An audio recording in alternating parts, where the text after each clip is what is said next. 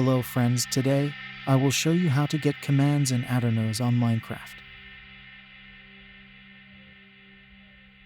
First, start your server and log into it. As you can see, by default, you don't have commands on your Aternos server.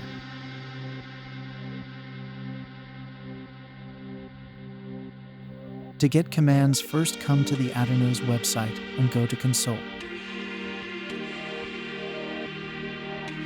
From here, just type in op and the name of the person you want to give op to.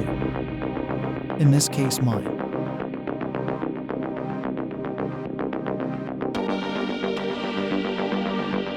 As you can see now, I have access to commands.